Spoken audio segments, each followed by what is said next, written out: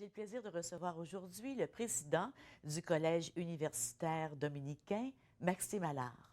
Il est expert en éthique théologique, en philosophie de la religion et en philosophie politique. Nous allons parler bien sûr des nouveautés au Collège universitaire dominicain, mais je profite de son passage ici pour avoir un échange avec lui sur les grands mouvements que l'on observe à travers la planète, des mouvements de polarisation souvent extrêmes.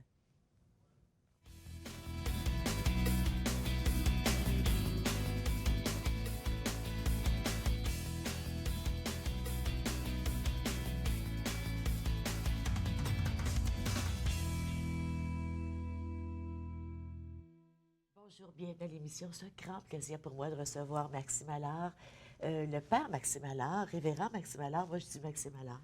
C'est très bien. C'est correct, hein? Je ne suis pas révérend, je suis trop jeune pour être révérend. C'est trop jeune? Ah, oui. Comment ça? Il fallait un certain âge. Voilà, Ah oui? J'étais dans un poste pendant plusieurs années. Bon. Je n'ai pas eu ça encore. Ah bon, oui. Alors, Monsieur Allard, président du Collège universitaire dominicain, merci beaucoup d'être là. Ça me fait plaisir de revenir vous C'est voir. c'est tellement un beau collège. Mhm. C'est inspirant quand on entre. C'est inspirant quand on rencontre les profs. C'est inspirant quand on rencontre les étudiants. Puis il y a plein de choses qui se passent de nouveau au collège. Oui, beaucoup de Ça, nouvelles. alors, si on parlait du Collège universitaire dominicain, dans un premier temps, vous venez de lancer une campagne de financement. On vient de lancer une campagne de financement pour soutenir justement les nouveaux projets qu'on a. Alors, c'est la première fois qu'on fait ce genre de campagne-là. On se lance avec un nouveau concept, avec conférences de presse et tout, pour essayer de rejoindre les gens, pour leur faire découvrir que ça vaut la peine d'investir et de s'engager pour la sauvegarde et le développement de quelque chose qui s'appelle le Collège universitaire dominicain, qui est une université, comme vous le savez, vous êtes venu une fois ou l'autre, spéciale. On est tout petit. On fait de la philo, de la théo. On est en train de développer des nouvelles manières de regarder les choses, d'approcher les choses, parce que la société change, l'Église change. Et je vous dirais, on a deux nouveaux projets qui sont, moi, je trouve assez excitants. On va développer de plus en plus des cours sur le modèle du Collège néoclassique qui existe déjà à Montréal depuis quelques années. Dans lequel vous êtes un pionnier de ce Je suis un collège des fondateur. piliers, un des cofondateurs avec M. Lavoie. Et un pilier aussi, oui. Oui, j'aime bien ça. Alors, on apporte ça sur la colline parlementaire, parce qu'on est juste à côté, en se disant, les jeunes qui s'engagent en politique, ils n'ont pas beaucoup de formation souvent. Ils ont beaucoup de bonne volonté, ils ont des guts, ils sont prêts à travailler, puis à travailler fort pour le bien-être du Canada. Ils ont une certaine vision des choses, mais ils ne se sont pas arrêtés pour réfléchir ni pour penser aux instruments. Alors, avec la philo, l'éthique, mais l'histoire des idées et tout, on va offrir des formations les samedis pour ces gens-là. Du côté francophone, pour commencer, à tout seigneur, tout honneur. Mais oui. Puis après, on pourra aller du côté anglophone, parce que je crois que les anglophones en auraient aussi besoin. Oui, je pense que oui. Je ne suis pas raciste. Je pense que tout le monde en a besoin présentement. Je pense besoin. que vous devriez faire ça avec les journalistes aussi. C'est une idée, on y pense. Oui, en effet. Mais l'autre nouveau projet, c'est qu'on est en train de développer la philo auprès des adolescents et des enfants. On a des ateliers de philo francophones pour les enfants de 9 à 12 ans, quelques fois par semestre. Alors, une de nos profs qui est spécialisée dans ce domaine-là travaille avec les enfants. Et pendant ce temps-là, il faut apprendre des choses aux parents. Donc, moi, je m'occupe des mères et des papas, surtout des mères. Mais il y a quelques papas qui apparaissent et qui viennent. Il s'agit de leur donner les instruments pour continuer avec leurs enfants après. Donc, ça, c'est un nouveau projet. Incroyable! Puis, une fois qu'ils sont stimulés à ça, on va avec les 14 à 16 ans, donc préuniversitaires, pour leur faire découvrir la philosophie, leur donner le virus. Parce que du côté de l'Ontario, à l'école secondaire, très souvent, il n'y a pas de philo. Est-ce qu'il y en a du côté québécois? Côté québécois, ils l'ont au cégep. Ah oui, Donc, c'est au niveau collégial. C'est au niveau collégial. Même, ils en entendent parler là, ils sont plus vieux. Mais de fait, c'est 16, 17. Mais comme il n'y a pas ça en Ontario, on s'est dit, si on essaie de développer ça, et c'est étrange, cette année, j'avais un petit groupe d'ados, on travaillait Marx. Et on a travaillé Platon le semestre d'avant, mais l'idée, c'est qu'ils arrivent avec une fraîcheur, des idées. Alors, on est en train d'essayer de se positionner pour être à l'avant-garde là-dedans. Bravo, bravo. Donc, deux nouveaux programmes. Ce ne sont pas des programmes comme tels, mais des types d'activités, des initiatives. Oui. une initiative qui est le Collège néoclassique. Pour les gens à la maison, on va reprendre un peu ce que c'est. Vous enseignez, vous accompagnez, vous offrez un espace d'échange et de formation à des jeunes. De 25, 40 ans, impliquer les gens dans le milieu social, politique, pour les aider à réfléchir sur leurs pratiques en leur mettant les choses en perspective. Par exemple, donnez un exemple de ce qu'on pourrait se retrouver dans une des sessions. La semaine passée, à Montréal, c'était sur le fanatisme. On a pris un texte de Voltaire qui explique ce que c'est que le fanatisme. On l'a analysé, puis on s'est dit, est-ce que ça peut nous aider à comprendre ce qui se passe aujourd'hui lorsqu'on parle des fanatiques? Et qu'est-ce qu'il disait Voltaire sur le fanatisme? Voltaire, pour lui, les fanatiques, c'était des malades. C'est une névrose. Il y avait quelque chose... Il commençait par les individus. Bon. Et il disait, c'est des gens qui sont prêts à tuer pour leurs idées et qui ne sont pas prêts à poser des questions sur leurs idées. Alors ça, c'est le premier volet. Mais l'autre volet qui est plus intéressant pour moi, il dit, il y a toujours derrière, il faut trouver le vieux de la montagne, comme il l'appelle. Oui. C'est-à-dire, il y a un mastermind. Il y a quelqu'un qui est en arrière, qui va commanditer les meurtres, qui va faire en sorte que vous vouliez passer de « je ne suis pas capable de le sentir » à « je le tue ». Oui. Alors, il développe tout ça. Là, on essaie de voir qu'est-ce qui se passait dans les milieux ici, en Amérique du Nord, Amérique latine, en Europe, ce qu'on appelle fanatique, pourquoi on emploie ces choses-là. Alors, on a ça cette semaine, samedi, à Ottawa, différents visages de la démocratie. On avait déjà discuté de cette idée de la démocratie. Alors, on fait ça samedi, toute la journée. Encore. Oui. Alors, est-ce que peut-être que c'est pas le temps de répondre, mais des fois, je pense que la démocratie a ses limites. Tous les systèmes ont des limites.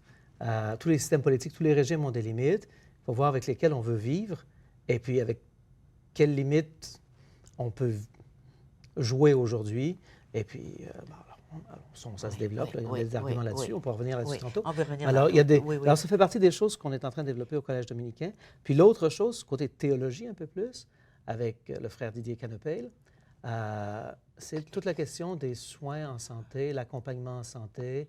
On a toute une série de nouveaux cours, entre autres offerts en ligne, encore là en français, que Didier patronne. J'avais reçu à l'émission, parce qu'il est spécialisé dans tout ce qui entoure la mort. La mort puis la bioéthique. Puis la bioéthique. Alors, avec les débats de société aujourd'hui... Oui, avec les débats de société sur l'aide médicale à mourir, c'est tout un champ de réflexion. Hein? Ouais, puis, est-ce que c'est une réflexion qu'on n'a pas fait comme société? Comme société, on ne l'a pas fait. Des fois, je dis, comme Église, on ne l'a pas fait non plus. Non. On reprend des positions qui sont de bonnes positions. On est pour la vie et tout. Sauf que il y a quelque chose de spécial qui est en train de se passer, tant du point de vue social que du point de vue scientifique, et ça vaudrait la peine de le réfléchir comme il faut. Et c'est ce que fait Didier, et il offre ses services là-dessus de plus en plus. Alors, vous voyez, il y a des nouvelles choses qui se mettent en place pour essayer de fortifier ce qu'on a de bien, de développer des nouvelles choses. Puis on peut en partie faire ça grâce à notre affiliation avec Carleton. C'est ça. Parlez-moi de cette affiliation avec l'Université de Carleton. Quand on s'est rencontrés la dernière fois, ce n'était pas réalisé encore. C'est sur le point de se concrétiser. Puis ça s'est concrétisé de façon très, très facile, très harmonieuse. Très facile, très harmonieuse grâce en bonne partie à Mme Rosanne Runte, qui est une présidente... je ne suis pas certain que tout le monde à son université dirait la même chose, mais pour moi, c'est une grande administratrice, c'est une grande humaniste, et c'est quelqu'un qui, en plus, est très francophile. Oui. De sorte que ça a beaucoup facilité la chose. Alors, qu'est-ce que ça nous donne? Une certaine stabilité financière, puisque nos étudiants étant désormais reconnus aussi comme étudiants de Carleton, il y a un financement qui va pour ça. Donc, les étudiants ne pouvaient pas avant avoir recours à l'aide financière de l'Ontario. Oui, ils pouvaient y avoir recours, mais le gouvernement ne subventionnait pas le Collège dominicain. Non. Alors maintenant, via notre affiliation avec Carleton... Oui, vous avez le financement. On a une bonne partie du financement, ce qui est très bien. Oui. Ça aide à vivre. La Fondation va aider à développer des choses, mais on a une base de ce côté-là. Mais plus que cet aspect administratif, il y a eu des colloques conjoints. On a offert des émissions francophones sur la radio de Carleton. On a eu des cours conjoints avec certains professeurs du département de sciences politiques, par exemple. On a depuis 2 ans des projets avec les jeunes en architecture qui viennent analyser, étudier L'architecture de Salomon? Non, l'architecture De du, votre... du couvent oui. Saint-Jean-Baptiste, là où est le collège Ouais. dominicain, parce qu'il y a peu de bâtiments religieux encore en usage et il faut voir comment est-ce qu'on peut moderniser ça, qu'est-ce qu'on peut faire avec ça. Alors, c'est un très bel apprentissage. Et ils ont un professeur, le professeur Fay, Stephen Fay, qui est spécialisé en bâtiments religieux.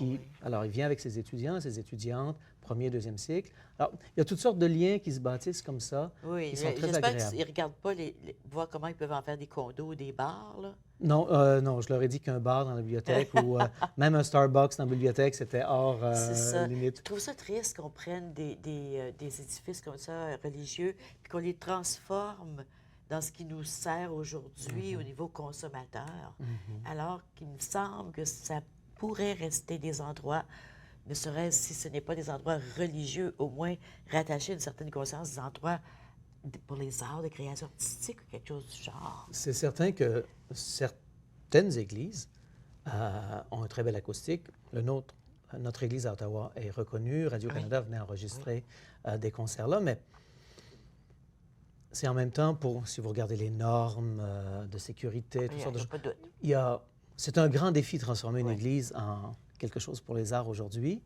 Mais là, nous, vous savez, la bibliothèque est déjà dans l'Église, occupe déjà une partie de l'Église, de l'ancienne Église.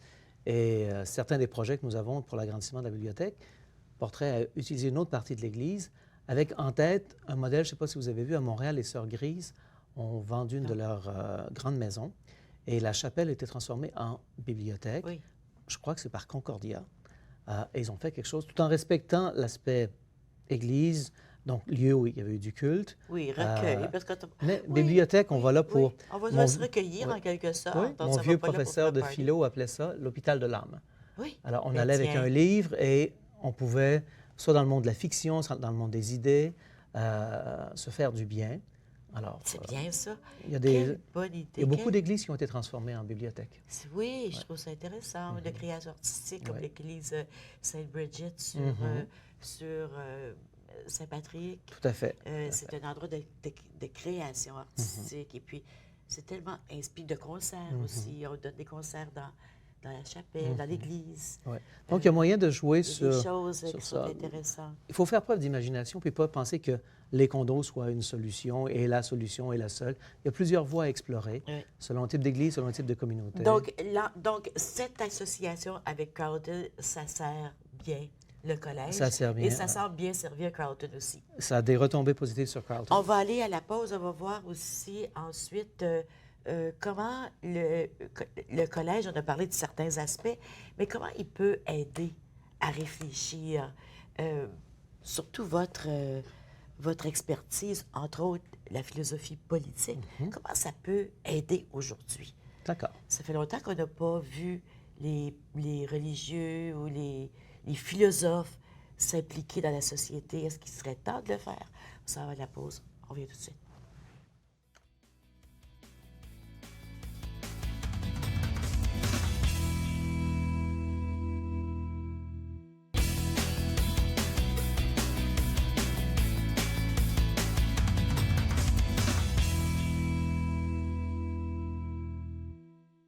Accompagné de Maxime Allard, le président du Collège universitaire dominicain, qui se retrouve sur la rue Empress. Empress, oui. C'est tellement un bel endroit. Si vous passez devant, vous allez voir, c'est inspirant.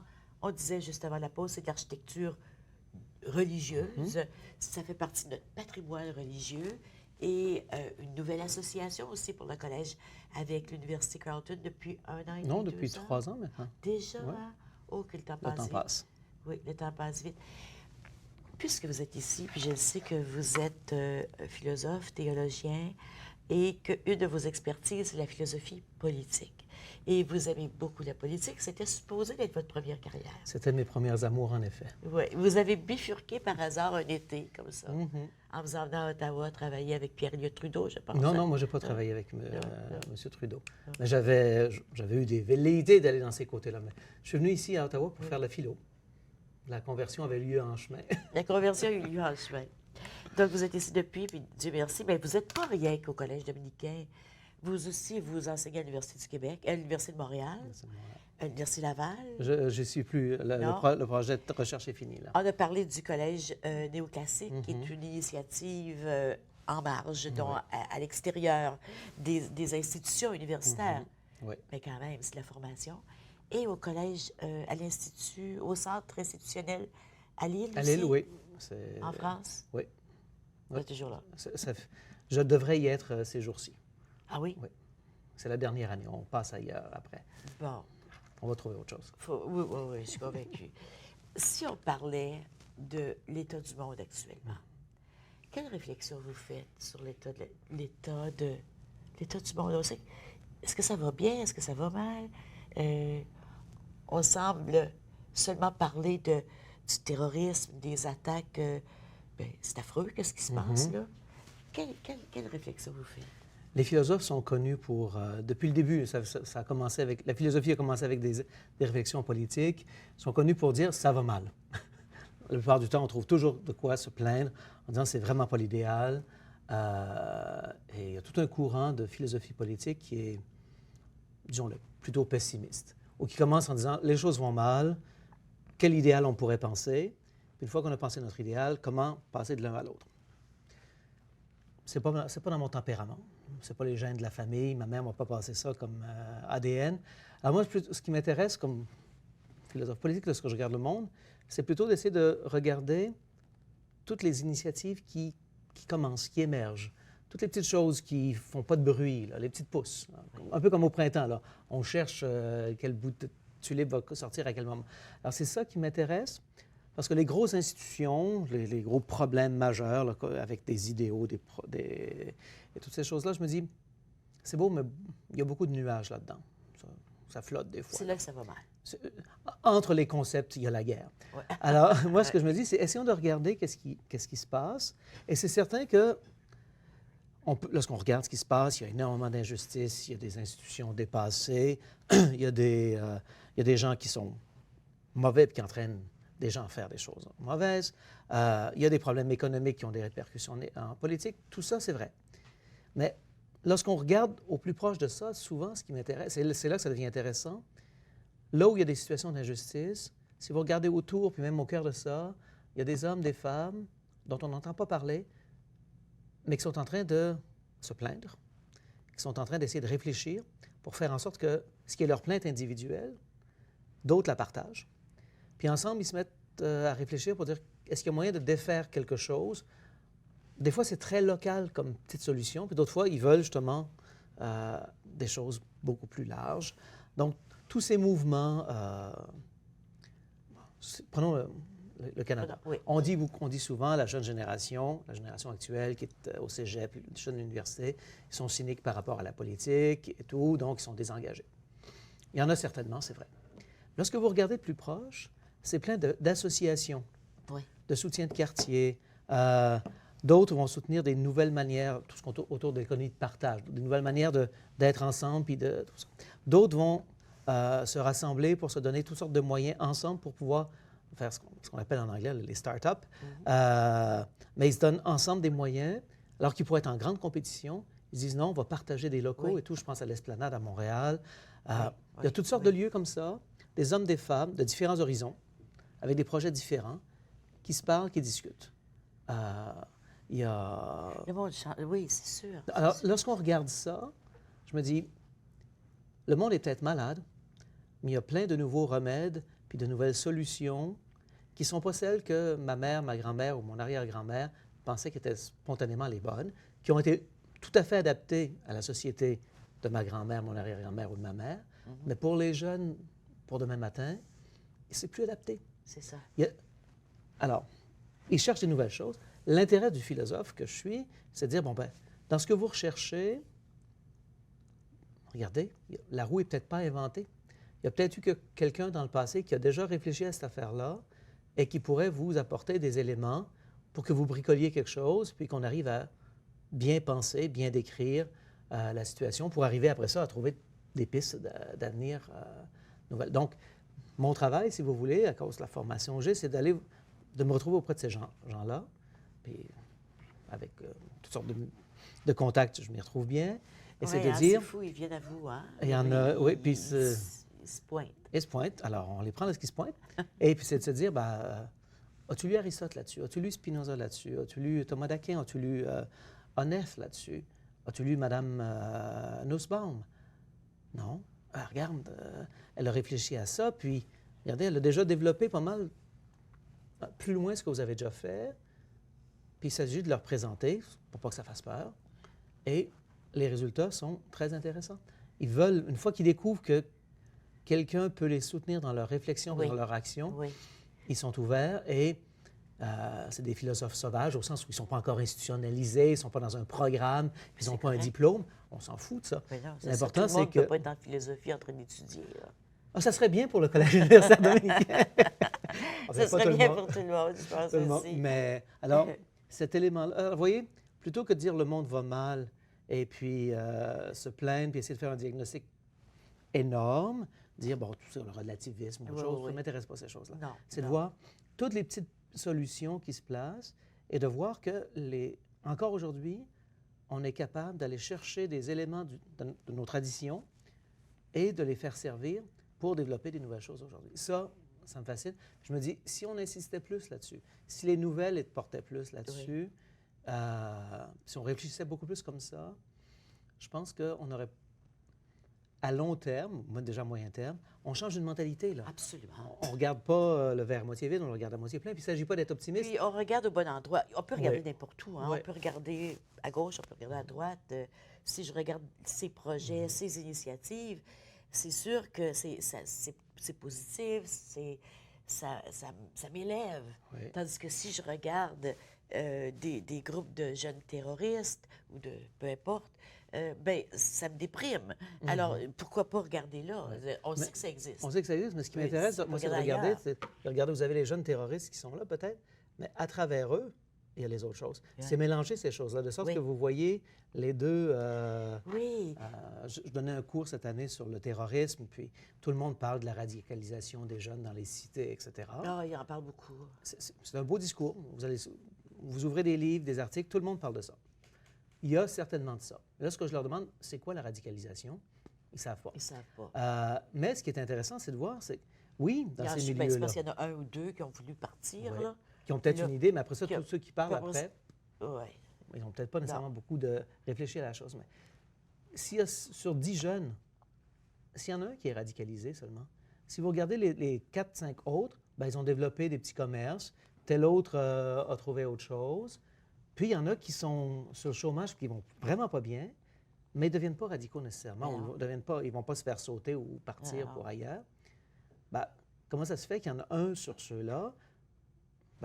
Essayons de voir son problème personnel à lui, puis essayons pas de projeter ça sur les autres. Alors, regardons ce qui, chez les autres, fait que dans cette cité-là, dans ce coin-là du monde, dans ce quartier-là, ces gens-là, de fait, passent à autre chose, ne se font pas embrigader ou résistent. Et on voit dans toutes sortes de milieux des gens qui vont dire, c'est pas la solution.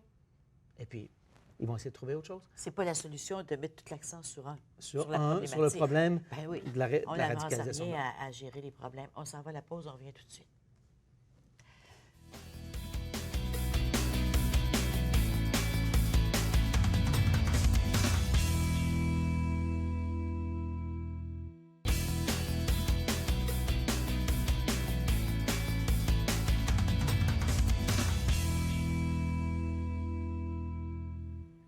Je suis en compagnie de Maxime Allard, le président du Collège universitaire dominicain.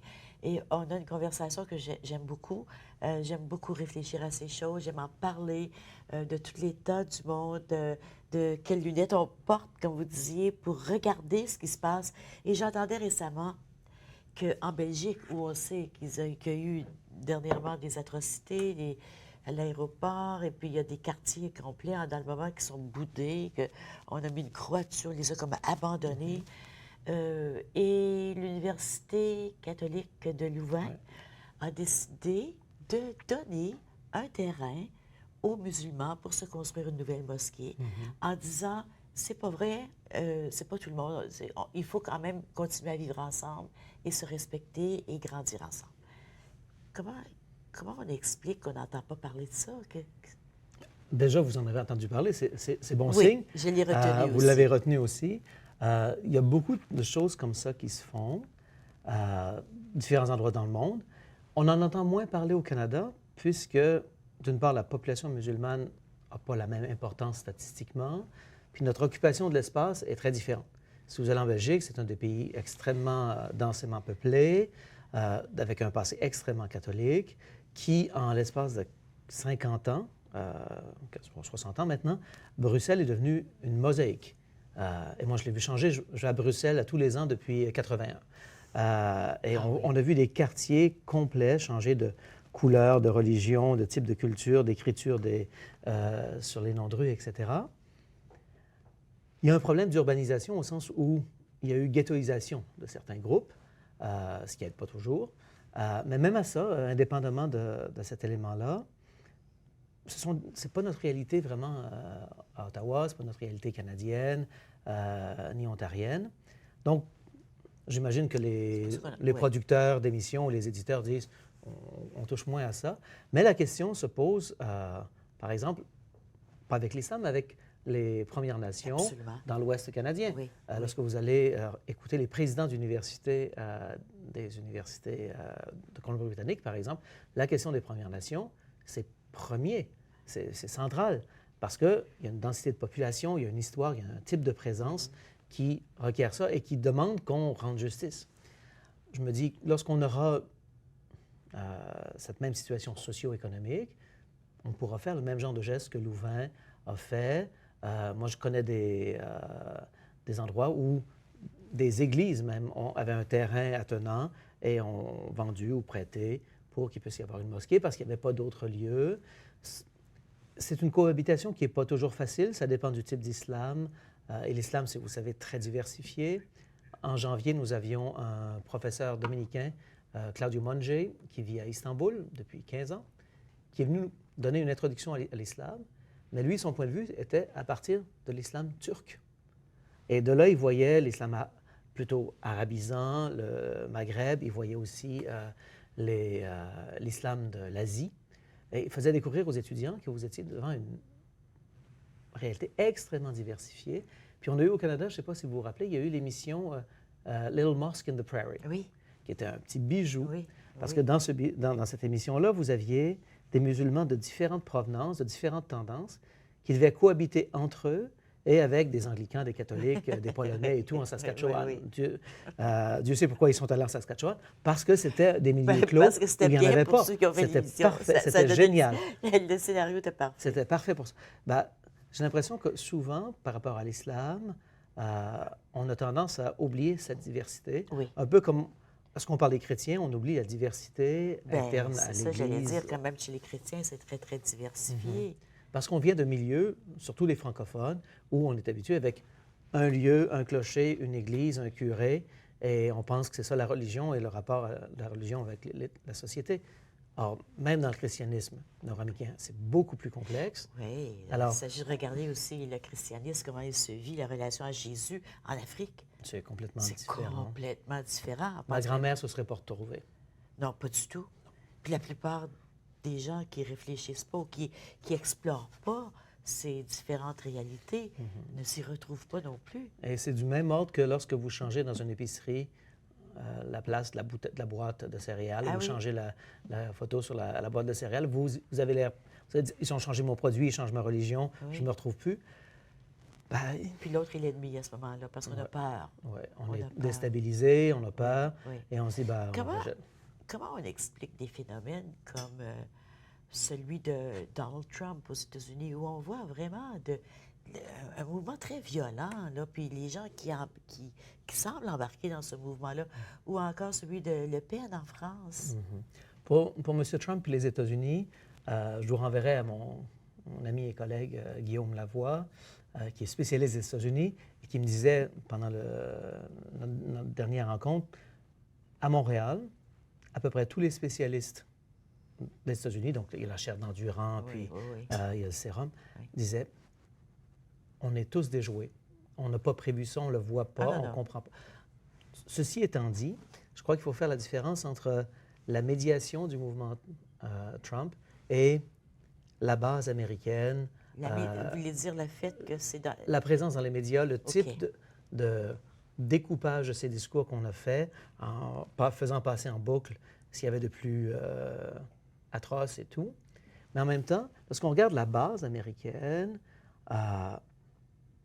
c'est très stable, au sens où ceux qui disent on va pour Trump aujourd'hui étaient là il y a 10 ans, ils étaient là il y a 15 ans, sauf qu'ils n'avaient pas personne qui mettait en mots leur frustration sur America is not great anymore. Sur l'économie, pas l'économie avec un grand E, là, mais leur façon de contribuer à l'économie, leur réalité quotidienne. Ça n'a pas beaucoup changé, Oui. sauf que les rapports, mettre ça en mots, essayer de se comprendre, ils ne se retrouvent pas dans des discours compliqués, pas parce qu'ils sont bêtes, tout simplement parce que les discours compliqués, c'est fait pour des gens qui aiment parler entre gens compliqués. Mais ils voient quelqu'un qui est fier d'être américain et eux veulent être fiers. C'est ça. C'est l'effet de l'aimant, là, la fierté, la passion qui... Et puis, de la même manière que... Sanders a le même phénomène du côté de Sanders. Ça, ou auprès de certaines populations, Mme Clinton a ça. Oui. Les Américains ont un rapport à l'Amérique, au drapeau, à l'image internationale des États-Unis, que le Canadien moyen ou la Canadienne moyenne n'a pas par rapport au drapeau canadien, même du côté anglophone. Alors, Trump exacerbe ça à un moment où, à cause de la position des États-Unis dans le monde, à cause de l'immigration, les problèmes économiques et tout, les discours traditionnels, puis les partis traditionnels, ne semblent pas leur apporter de réponse à ces gens-là. Trump surfe là-dessus. Il y a sûrement d'autres facteurs à l'intérieur de la logique des partis. Mais c'est là où ça serait intéressant. C'est notre analyse. Mais le phénomène médiatique et l'engouement pour Trump de ce côté-là, parce que moi, j'ai rencontré cette année, tant sur le campus d'Ottawa à Carleton que chez nous, des jeunes de 20 ans qui se disaient pour Trump et qui ne sont pas américains. Donc, vous voyez, ça va chercher quelque chose. Il faudrait travailler ça. Je n'ai pas eu le temps de le faire cette année. Mais on verra où ça nous mène, parce que moi, je connais des médecins aussi, des ingénieurs aux États-Unis qui sont pour Trump. Puis, moi, je trouve ça, en tout cas, genre, je comprends pas, là. Je ne comprends pas. Ça va à la pause, on revient tout de suite. J'accepte.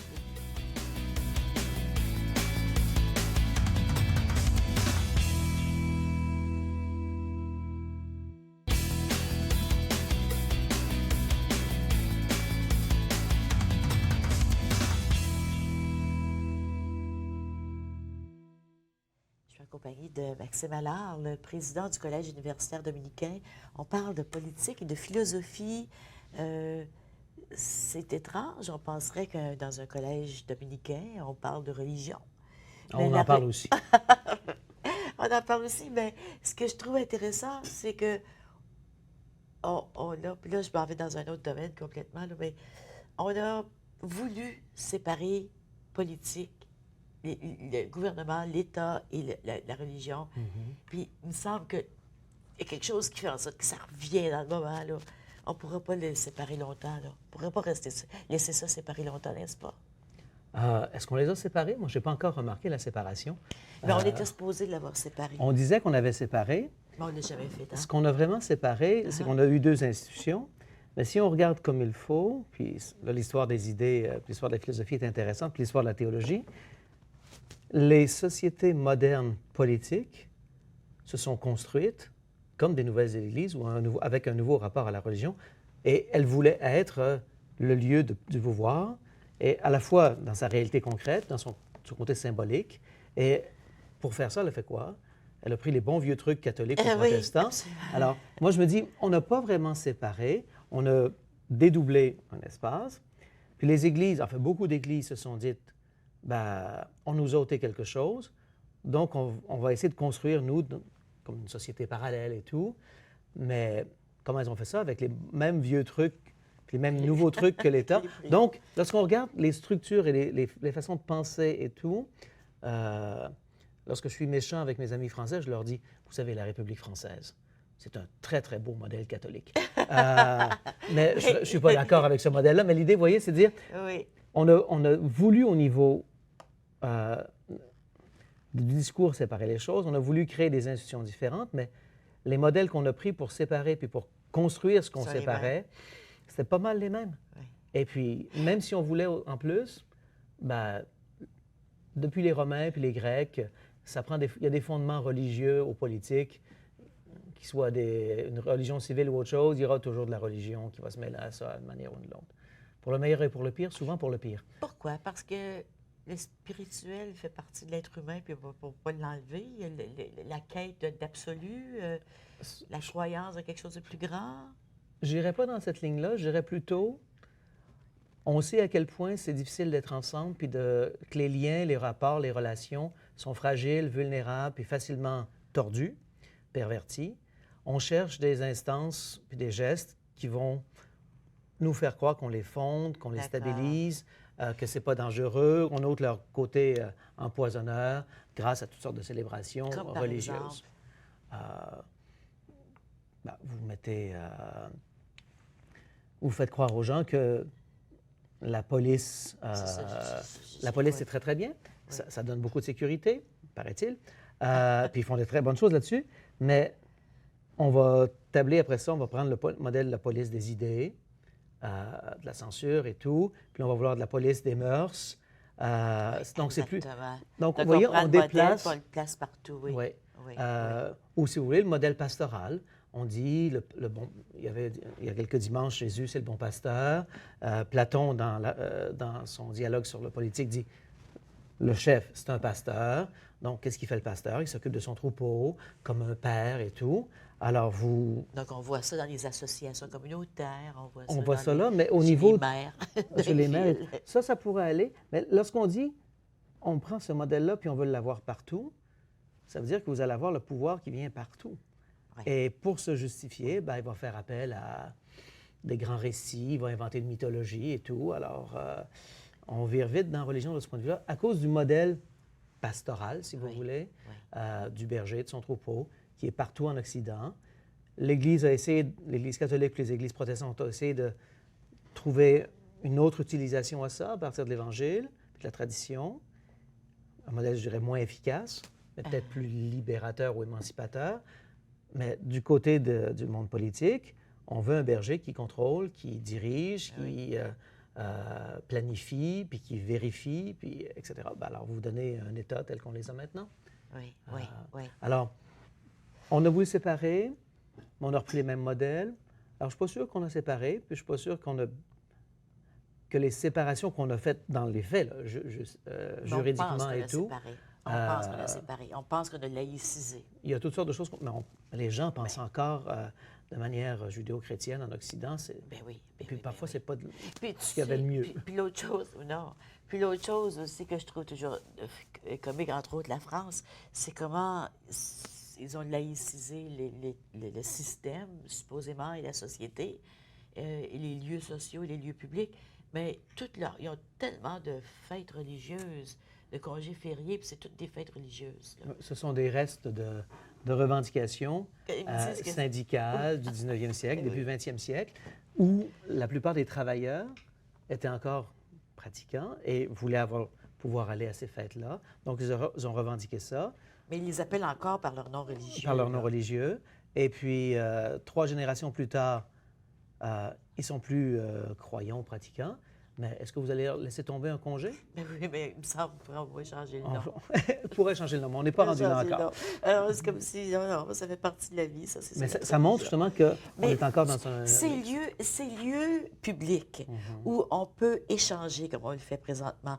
Puis on pourrait, écoute, il y a tellement de thèmes, là, on n'a pas touché tous les thèmes, que ce soit la tolérance, que ce soit l'accompagnement des personnes en fin de vie, toutes ces discussions, l'avortement, on sait qu'aujourd'hui, on enregistre jeudi, le 12 mai, aujourd'hui sur la colline parlementaire, il y avait des grandes manifestations de personnes qui sont contre l'avortement, contre l'aide médicale à mourir. On n'a pas d'endroit pour faire ces discussions, mais on est des millions là au Canada. Comment on peut y arriver? Puis est-ce qu'on devrait essayer d'y arriver? Une conversation à 12 millions, bonne chance. Non, ça ne peut pas marcher. Ça ne peut pas être des conversations. Mais est-ce qu'on peut amener les gens à réfléchir? si je vous répondais non, je ne pourrais pas être président d'une université où on fait de la philo et de la théo. Alors, je réponds oui.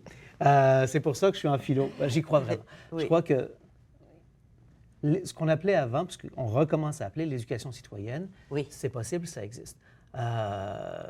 L'Institut du Nouveau Monde à Montréal, qui organise des universités d'été où, pendant 3-4 jours, une semaine, des jeunes de partout au Québec viennent s'asseoir pour discuter de tous les grands sujets.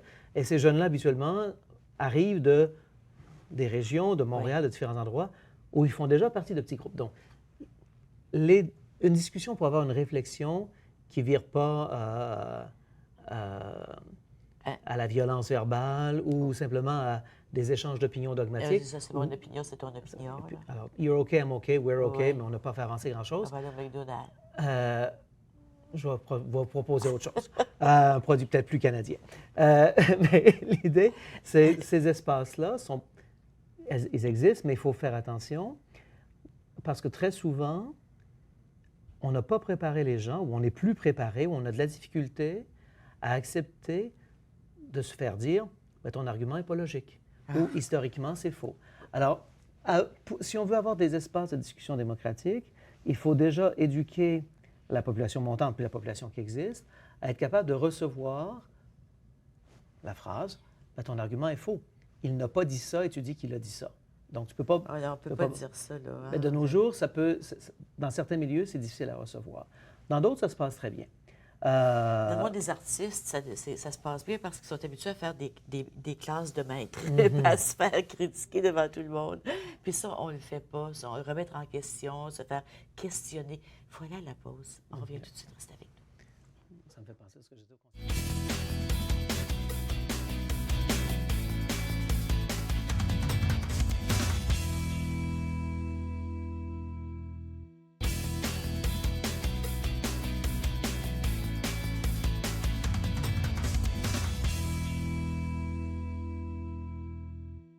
Bien sûr, toutes les références qu'on fait quand on fait une analyse, c'est en fonction de certaines valeurs, de certaines croyances. C'est quoi ces croyances-là qu'on a quand on pose? Si je peux dire, mettons, ceci nous amène dans la bonne direction, ceci non, bien, qu'est-ce qu'on vise? Vivre ensemble, en harmonie? Vivre ensemble, la justice, Justice. la paix. Un des termes qui est à la mode maintenant chez certains auteurs, avec raison dans certaines limites, c'est l'idée de reconnaissance. Accepter, en fait, de penser les rapports entre nous à partir de reconnaissance. Je vous reconnais comme individu, donc des milieux extrêmement proches, la famille, des amis, tout ça. Après ça, un autre type de reconnaissance de droit, puis reconnaissance de solidarité parce qu'on partage des valeurs plus profondes et tout. Donc, différents types de reconnaissance qui sont essentiels, sans lesquels les humains risquent de, ne se sentant pas reconnus, d'avoir recours à la violence ou de sortir des milieux.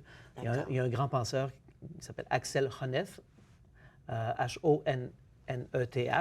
H-O-N-N-E-T-H. Je vais en parler dans quelques minutes dans mon séminaire, 2N. Alors, c'est un Allemand de l'École de Francfort. Il est traduit en anglais et en français maintenant. Oui, ça va sur le site web. Vous avez beaucoup de présentations sur l'École de Francfort. Oui, Qu'est-ce qui se passe là? Ce sont des gens qui ont voulu porter un diagnostic assez intéressant puis maintenant on a quasiment 4 générations de penseurs, sur la société occidentale, en étant attentifs à ce qu'ils appellent les pathologies de la raison puis les pathologies de la liberté. OK. Alors, Honnête, c'est quelqu'un que vous nous recommandez? Je recommande la lecture d'Honnête. On sort de là moins bête. Puis on arrive à regarder les choses de manière avec plus de finesse. Quelqu'un qui est un peu dans une ligne différente, mais que j'aime bien aussi, un sociologue qui regarde la complexité de nos rapports puis de nos régimes d'interaction. On ne se parle pas, vous et moi, ici comme ça, de la même manière, tout à fait, que si on se retrouvait au réfectoire chez les Dominicains. Ben non. Parce que c'est 2 lieux différents avec des règles différentes. Oui. Alors, c'est un sociologue français, Boltanski. B-O-L-T-A-N-S-K-I. Alors, je répète, B-O-L-T-A-N-S-K-I, Luc. Il ne faut pas confondre avec son frère qui est romancier. Ah Mais oui. un que j'aime beaucoup relire, c'est un des nôtres, c'est Fernand Dumont. Oui, Fernand Dumont est un des penseurs qui, je crois, a été très apprécié, mais sous-estimé. oui, Il a des réflexions sur l'anthropologie, sur la sociologie, qui, bien qu'ayant été écrites par quelqu'un qui a travaillé dans les années 60, 70, 80, permettent de comprendre vraiment des éléments importants de notre réalité ici, aujourd'hui. Et c'est quelqu'un qui avait un sens de la transcendance, quelqu'un qui avait un sens de l'importance des églises, de la foi dans la vie humaine, pour les humains, oui, parce qu'il avait fait sa sociologie, oui, mais il avait aussi fait sa théologie, Oui. ce que beaucoup de gens ne savent pas. oui. Il y avait un doctorat en théologie aussi, une thèse très intéressante. Alors, Fernand Alors, Dumont, et Dumont, il est très lisible Oui, à oui, part oui, ça. oui, oui. Puis je pense que vous avez écrit beaucoup sur François Dumont, il me semble. Non, moi, J'avais lu les choses, non? je le cite régulièrement Ah, dans OK. mes cours, mais je n'ai OK. pas encore commis quoi que ce soit. Là, tout à l'heure, vous allez donner un séminaire sur l'émancipation. Oui. Puis, avant l'émission, je vous demandais l'émancipation, qu'est-ce que c'est? C'est le désir d'aller vers... C'est un mouvement qui nous mène à une libération. Vous avez dit oui, Oui. mais... Alors, c'est ça un veut dire terme quoi? qui est... ça se joue à toutes sortes de niveaux. Par exemple, l'émancipation, c'est un terme technique en droit pour le passage à la majorité. Donc, un enfant qui est soumis à ses parents à 18 ans au Canada, dans plusieurs provinces, est émancipé lorsqu'il devient libre de ses choix. Alors ça, c'est une émancipation facile. C'est légal, c'est Oui, déjà oui. balisé. Ça veut dire qu'on est libéré quand non, autant, mais on est reconnu comme On est libre. reconnu et on est reconnu responsable devant la Oui. loi pour certains types d'actes. Alors ça, vous avez eu le mouvement, par exemple, libération des esclaves. Oui. Ce soir, j'ai parlé de la déclaration de Lincoln là-dessus. C'était très précis, puis c'était pour des raisons politiques et de guerre et tout. Mais l'idée, c'était on vous libère. Donc, vous êtes esclave, je déclare désormais que vous ne l'êtes plus. Ça ne fait pas de vous nécessairement un citoyen ou une citoyenne, mais désormais, vous n'êtes plus la chose de quelqu'un d'autre. Donc, l'idée, c'était quelqu'un était libéré par quelqu'un d'autre d'une situation où cette personne-là n'avait pas la capacité de prendre des décisions puis de faire ses actes par elle-même de manière responsable. Puis, en modernité, très récemment, plutôt depuis le 20e siècle, il s'agit de s'émanciper. C'était tout le mouvement de la libération des femmes. Justement, c'était de dire, on ne peut pas attendre des hommes qu'ils nous émancipent. On peut le faire nous autres mêmes. On va le faire nous-mêmes, parce que s'ils nous émancipaient, ça voudrait dire que, de fait, on reconnaîtrait qu'on est des mineurs. Et on ne veut pas ça. On va montrer qu'on est des adultes, etc. Alors, passer du passif à l'actif, et il s'agit de voir que la libération, la liberté, l'émancipation, ce n'est pas simplement quelque chose, un beau terme qu'on dit désormais vous êtes libre, madame ou monsieur ou tel jeune. Ça a des répercussions sociales, économiques, conceptuelles, et c'est ça qu'on explore dans ce séminaire. On est Loin de la théologie, là. Non, Non? non, non, parce que le vieux mot pour ça, c'était rédemption. Ah bon, bien Salut, Messie. Ben oui. Le Messie, c'est celui qui venait libérer Israël de la domination d'un peuple romain. Oui. Et Oui, tous ces la auteurs à libération, Francfort, oui. l'intérêt, c'est que la plupart des auteurs de Francfort, C'est théologien. non, mais ils connaissent leur Bible et leur théologie sur le bout des doigts. Oui. Et ils s'en servent à tout moment. Enfin, pas à tout moment, très souvent. Oui. À des moments importants. Après ça, Est-ce la qu'on a liberté. l'impression que la philosophie, les théologiens reprennent un peu leur place dans la société présentement, pensez-vous? Je crois que de plus en plus, ils sortent des universités, ce qui est très bien. Et moi, je rêve du jour où la philosophie se fera premièrement en dehors de l'université et que l'université, ce sera quelque chose où on va après pour raffiner des connaissances. Mais la philosophie... Ça devrait se faire à tous les niveaux. Comme vous dites, même les jeunes, à partir de 9 ans, vous allez les Tout à prendre fait. dans on va à la pause, on revient tout de suite.